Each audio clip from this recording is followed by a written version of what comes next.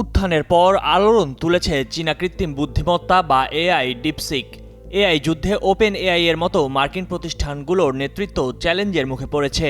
এদিকে শক্ত প্রতিদ্বন্দ্বী চীনা অ্যাপ ডিপসিক এর বিরুদ্ধে নিজেদের মডেল নকল করার অভিযোগ এনেছে চ্যাটজিপিটি নির্মাতা প্রতিষ্ঠান ওপেন এআই।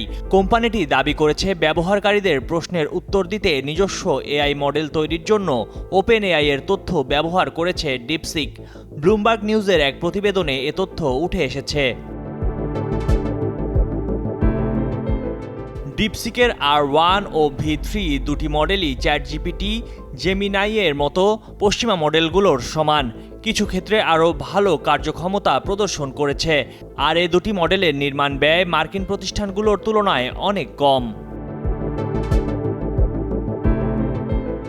চ্যাটজিপিটির অভিযোগ, তাদের অনুকরণ করে চীনা প্রতিষ্ঠানগুলো নিজেদের এআই টুল উন্নত করছে।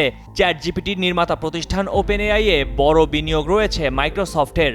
মার্কিন সংবাদ মাধ্যম ব্লুমবার্গের বরাত দিয়ে বিবিসি জানায়, ওপেন এআই এর ডাটা চীন এআই ডিপসিক অনুমোদনহীনভাবে ব্যবহার করছে কিনা তা তদন্ত করছে মাইক্রোসফট।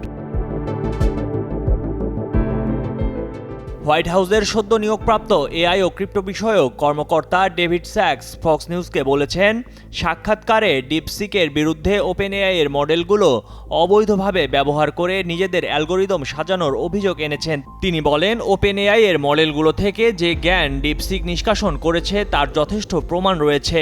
তিনি আরও বলেন, আগামী মাসগুলোতে শীর্ষ এআই প্রতিষ্ঠানগুলোকে এরকম জ্ঞান নিষ্কাশন রোধে ব্যবস্থা নিতে দেখা যাবে, যা নকল মডেলগুলোর উন্নয়ন বন্ধ করতে পারবে।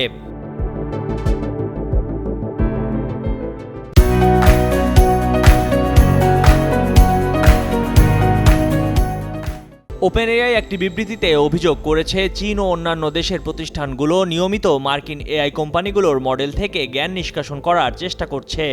এই জ্ঞান নিষ্কাশন রোধে মার্কিন সরকারের সাহায্যও প্রার্থনা করেছে ওপেন এআই। বিবিসি জানায়, প্রযুক্তি খাতে মেধাস্বত্ব লঙ্ঘনের অভিযোগ নতুন না। এর আগে মার্কিন এআই প্রতিষ্ঠানগুলোর বিরুদ্ধে অনেকবার এমন অভিযোগ উঠেছে। হোয়াইট হাউসের প্রেস সেক্রেটারি ক্যারোলিন লেভিট জানিয়েছেন, ডিপসিক যুক্তরাষ্ট্রের জাতীয় নিরাপত্তায় প্রভাব ফেলছে কি না তা নিয়েও তদন্ত করছে মার্কিন কর্মকর্তারা।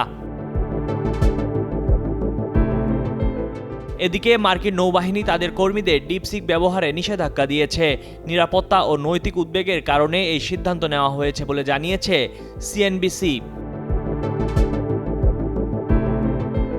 ফিনান্সিয়াল টাইমস জানিয়েছে, ওপেন এআই ডিসটিলেশন পদ্ধতির কিছু প্রমাণ পেয়েছে।